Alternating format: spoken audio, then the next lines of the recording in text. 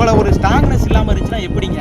சும்மா இடத்த வாங்கிட்டோம், 5 ஏக்கர் வாங்கிட்டோம், 3 ஏக்கர் வாங்கிட்டோம்னு நினச்சிக்கிட்டு நீங்கள் வாட்டில் இப்படி காத்தாடி போடுவீங்க, அது வாட்டில் விழுகும், நாங்கள் பார்த்துட்டு சும்மா இருக்கணுமா? காத்தாடிக்கிட்ட யாருமே போகாதீங்க. அதுக்கு சுற்றி ஒரு 500 மீட்டருக்கு வந்து யாருமே நடைபயணமோ எதுவுமே செய்யாதீங்க. இந்த காத்தாடி விழுந்த சவுண்டு வந்து சுமார் ஒரு 7 கிலோமீட்டர் அளவுக்கு சவுண்டு கேட்டிருக்கு.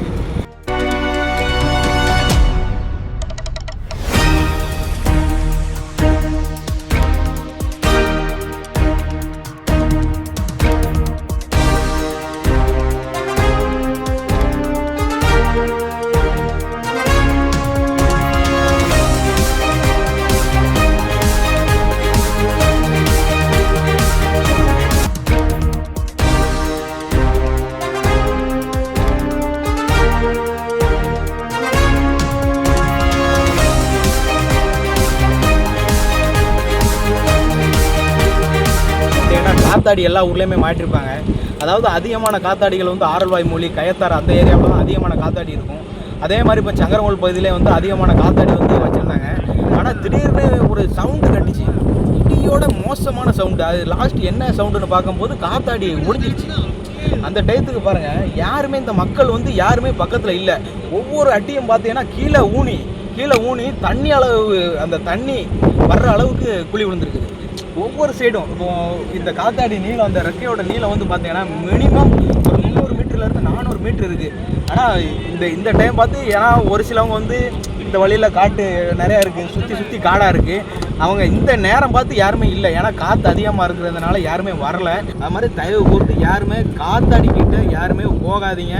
அதுக்கு சுற்றி ஒரு 500 மீட்டருக்கு வந்து யாருமே நடைபயணமோ எதுவுமே செய்யாதீங்க. மக்களை இப்போ இது பாருங்கள், இங்கே இருந்து பாருங்கள், அங்கே வர கிடக்கு, அடுத்த பிஞ்சை வர கிடக்கு.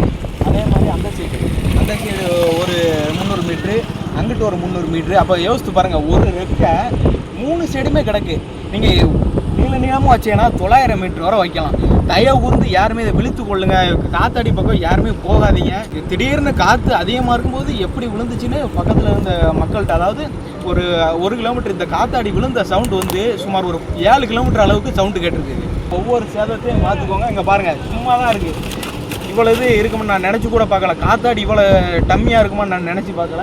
பார்த்துக்கோங்க. இங்கே பாருங்கள், இந்த காத்தாடி சுற்றி சுமார் ஒரு 500 மீட்டருக்கு வந்து யாருமே நிற்காதீங்க, வராதிங்க. அங்கே வந்து சாப்பிடலாம், ரெஸ்ட் எடுக்கலாம். திடீர்னு மழை பெய்யுது, அந்த மழைக்கு வந்து நிற்கலாம், இல்லாட்டா வெயில் அடிக்க அதிகமாக அடிக்க நிழலில் வந்து உட்காரலாம். அப்படிங்கிற பட்சத்துக்கு யாருமே தயவு கூர்ந்து வராதிங்க. இதெல்லாம் எதிர்பாராத விதமாக நடந்திருக்குது. இந்த இது கீழே விழும்போது எவ்வளோ ஒரு இடி, அதாவது மின்னல் இடி சேர்ந்து எப்படி விழுவுமோ அதோட பல கிலோமீட்டர் கணக்கில் சவுண்டு கேட்குற மாதிரி சவுண்டு கேட்டுக்குது. பக்கத்து ஊர்லேருந்து எல்லாருமே வந்து பார்க்குறாங்க. தயவு கூர்ந்து இது மாதிரி எல்லா ஊர்லேயுமே காத்தாடி இருக்குது. அது கீழே யாருமே நிற்காதீங்க, எந்த மக்களுமே நிற்க வேண்டாம், சுற்றியே போகாதீங்க. ஒரு வழி வச்சுருந்தாலுமே அந்த வழியை தடை செஞ்சுட்டு வேறு வழியிலனாலும் போங்க. காத்தாடி கம்பெனிகள்லாம் அதிகம் தமிழ்நாட்டுக்குள்ளே இருக்குது. ஆனால் காத்தாடி இப்படி தான் போடுவீங்களா? ஒரு சேஃப்டிக்காக பார்க்க மாட்டீங்களா? அடுத்தவங்க மக்களை யோசித்து பார்க்க மாட்டீங்களா? விவசாயத்தை யோசித்து பார்க்க மாட்டீங்களா?